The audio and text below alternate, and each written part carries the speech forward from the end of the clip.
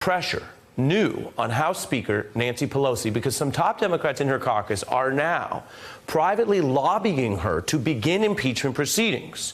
You heard that right. This is new reporting about an effort that actually seems more credible because it's not posturing, it's not press conferences. It is reports, dribs and drabs of them that are breaking into public view. All of this comes as former White House counsel Don McGahn refused today to comply with a lawful subpoena for his testimony, which is pushing some top Democrats over the edge. Our subpoenas are not optional. Mr. McGahn has a legal obligation to be here for this scheduled appearance. Let me be clear.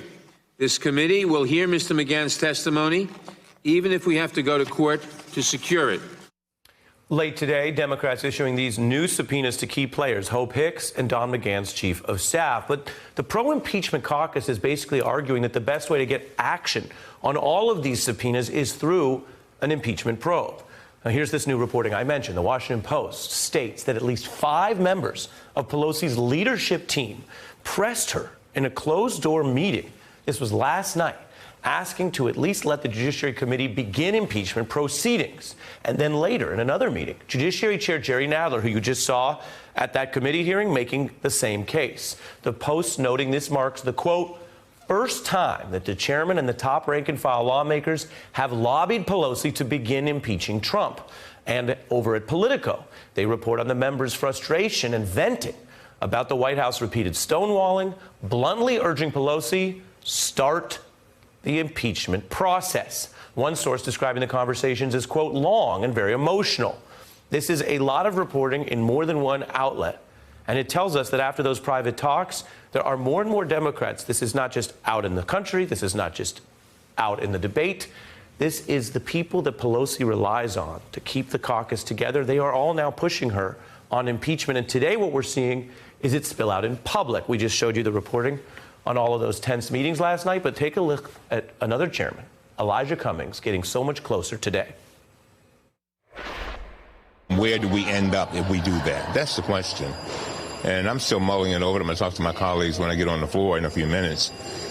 But I'm getting there. I believe that we have come to the time of impeachment. I think that at a certain point, this is no longer about politics, but this is about upholding the rule of law. If Don McGahn doesn't testify, it is time to open an impeachment inquiry. His campaign chairman is in prison right now. Don't tell me there's not enough to discuss and debate impeachment. Yes, if there was an impeachment inquiry, I would support it. The last person you saw there is Tennessee's Steve Cohen, who is my guest live right now. He's one of the members who's making this case for impeachment in these private meetings with Speaker Pelosi last night. I will note that so far, let's be clear, the Speaker's not budging. She is saying Democrats are actually beginning to win some of the procedural fights against the White House, including, of course, late yesterday when a judge was ruling against Donald Trump's accounting firm and ordering them to hand over financial documents to Congress. Pelosi saying they can pursue that strategy. All of this, we can now report, will come to a head, it seems, tomorrow morning at 9 a.m. in Washington. High drama because Speaker Pelosi will be huddling with the entire Democratic caucus to discuss the state of the investigations and what are increasingly private and public calls to begin an impeachment probe. I'm joined now by Congressman Steve Cohen from the Judiciary Committee. I know you're in demand. I appreciate you being on the beat tonight. It's good to be with you, Ari. What do you see as important coming out of those meetings last night? Do you see more members of your caucus saying, based on what the White House has done, it's time to begin impeachment proceedings? There definitely are in the Judiciary Committee.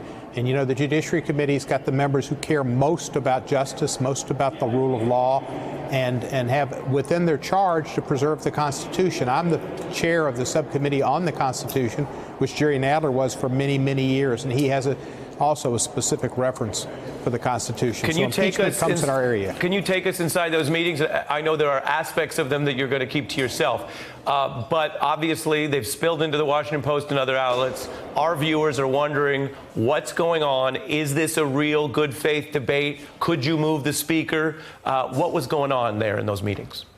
The Judiciary Committee as a whole is for at least an inquiry of impeachment. It's been discussed by several members, and I don't think any member, there might have been 2 members that were particularly close to Speaker Pelosi that kind of were not on board.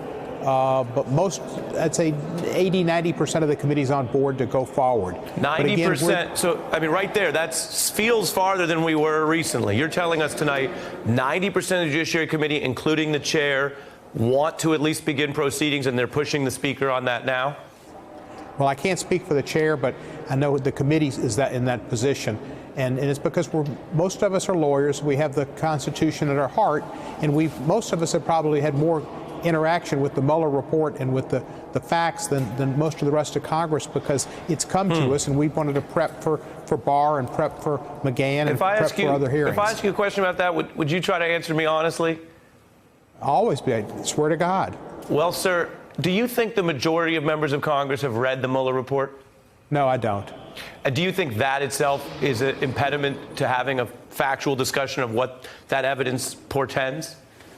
I think it is. I think if you read the Mueller report, you'll see that the only reason Mueller didn't recommend an indictment for Mr. Bad Example, the president, was because the Justice Department has a policy that you can't indict a sitting president. And he made it clear that he was going through the traditional means, and that was one of them, and that therefore they couldn't, and he couldn't defend himself if he said he should be indicted, and he thought fair play would say that he should have a forum to defend himself, which you do in a court of law, or you do in an impeachment hearing, but you don't in a statement from a special counsel that can't be acted upon. So he did everything but say the man has committed obstructions of justice and would be indicted but for the fact he's president, just as individual one is an unnamed co-conspirator in the Southern District of New York for Michael Cohen actions to get campaign money against the violation of the laws. So when you walk into this meeting tomorrow at 9 a.m.,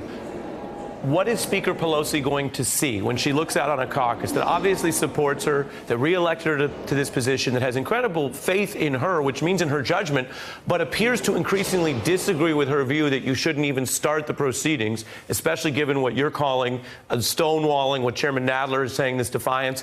What is she going to see in this meeting tomorrow morning? Well, it's 90%, I'd say, of the Judiciary Committee, but the Judiciary Committee are kind of a special breed. And the whole caucus probably is not there. She'll still see a majority of the people that will follow her lead. And, you know, it's difficult to stand up and speak to the Speaker in a meeting and question her positions. It's difficult. It was difficult for me to get up and steering in policy, but at a certain point, you're elected and you've got a certain age and you've got a responsibility to speak truth to power, and that's your job, and that's what I did. But I did feel some other people around me didn't have that comfort. There was another member who did speak up, and he's in leadership, and I admired him for doing it. But some of the other people were kind of, you could see they were jockeying for position. So it'll be an interesting hearing, and who stands up and speaks out, and what happens. Well, that's striking, and I appreciate your candor and you making the time. Congressman Steve Cohen. You're welcome. Thank you, sir. Thank you, Ari. My next guest is a progressive billionaire. His name is Tom Steyer. You may have heard of him because he has been leading the outside effort to impeach Donald Trump since at least 2017. He's got a new $1 million ad campaign calling on Democratic leaders to impeach. This is a message for leaders of the Democratic Party.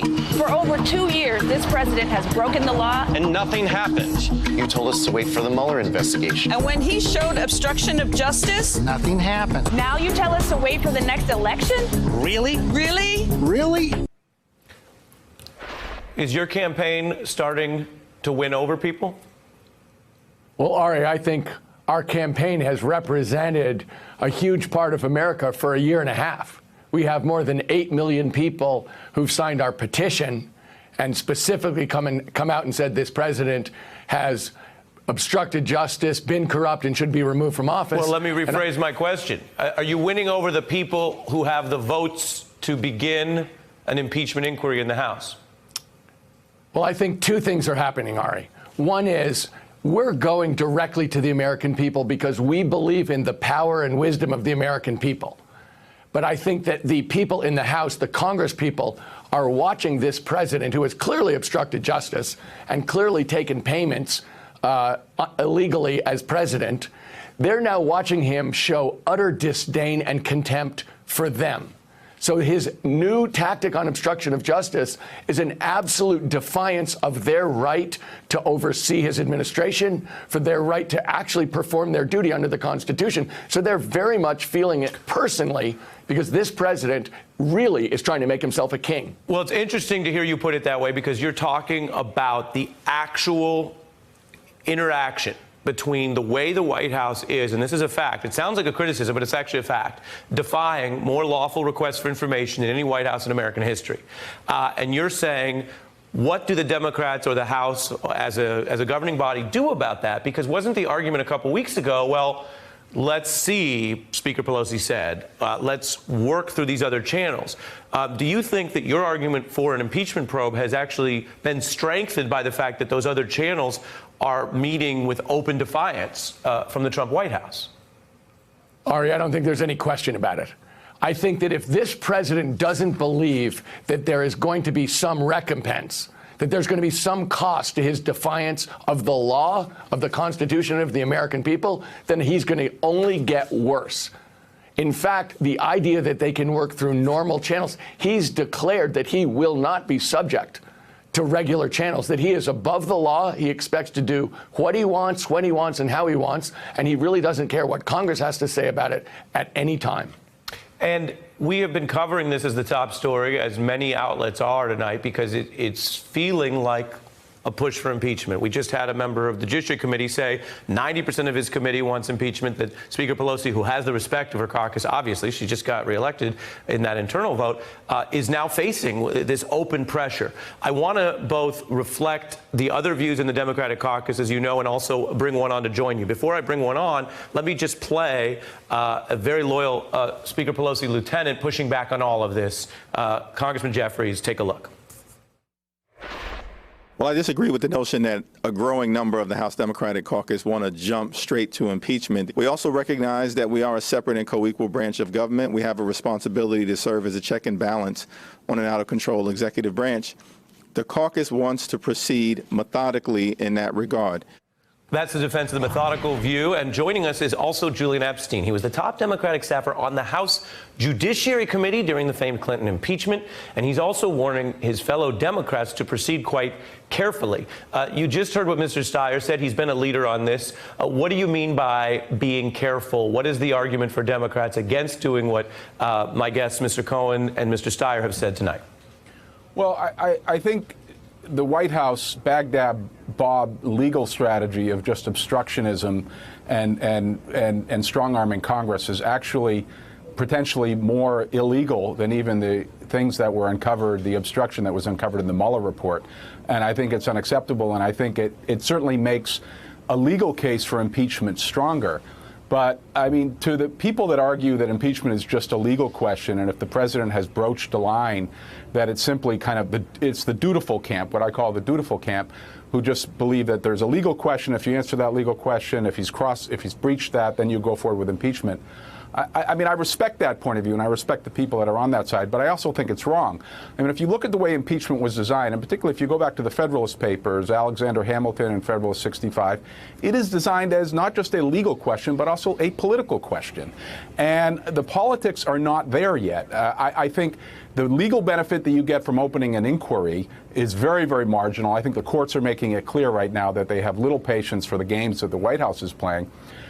But in terms of whether to move forward with impeachment, you basically have three audiences that you have to persuade. You have the Democratic caucus in the House that you must persuade. You have the general public that you must persuade, and then you have Republicans. So you have those three different audiences. I don't want to oversimplify you because you're a brilliant speaker, but I think I hear your argument. But I am going to moderate because it's something I do here. I think you're basically boiling down to the argument that this would eventually lose, so don't start. Is that right? No, I'm not quite the argument I'm making. I'm saying you have three audiences. The people that are for impeachment or opening up a process haven't even persuaded their own caucus yet. They haven't even persuaded the Democratic caucus. But my debate that I'm trying to moderate here for you and then for Tom's response is, what is your substantive argument against? It's that they don't have enough public support yet? I think that there is not enough public support. I think the Democrats are not together, so I'm not sure where it leads you. And I think in terms of, the legal argument, sure, there's a legal argument there. We can go back and forth on that and on the Title II authorities. It's not quite as definitive as I'd like it to be. Okay. I feel you on that. I think this president has acted contemptuously. I feel you on the points you're making. Let me get Tom in for a rebuttal. Well, we're not making a legal point. We're making a point about what's right and wrong, and what we want to have happen is to bring in the American people directly. To say that the American people don't support impeachment enough before they've had a chance to see the evidence through a series of televised hearings doesn't make any sense. In fact, what we need to do is have those hearings, bring all of those people, Mueller, McGahn, all of them, in front of the American people so we can see how corrupt this president is, how corrupt his administration is, and the kind of obstruction that he's engaged in, so that we, the American people, can come together across party lines, across geographic lines, and be sickened by what this president has done. But Tom, you're not making an argument for impeachment. Let me put it this way: with the limited time we have, and I'll give Julian in. I'm going to get you in. I don't want to put words in Tom's mouth, but he is making a little bit of the Rabbi Hillel argument. If not now, when? Your brief response to that before we go. I don't think he's making an argument for impeachment. I think he's making an argument for process. He's making the argument you should have investigatory hearings, lay the facts out on the table, and let the American people decide. That's different from saying jumping to impeachment. He actually made the opposite argument that he says he's making. Just to be clear, that is exactly the opposite of what I'm saying. What I'm saying is this president has clearly breached the criteria for being impeached, that it is urgent to hold him accountable, that if in fact you do not hold him accountable, you are normalizing his criminality, his corruption, his obstruction, and you are failing your duty to the American people and the Constitution of the United States. That's actually what I'm saying. And it's very interesting hearing you two reckon directly with each other. Some of these conversations are privately happening in the House.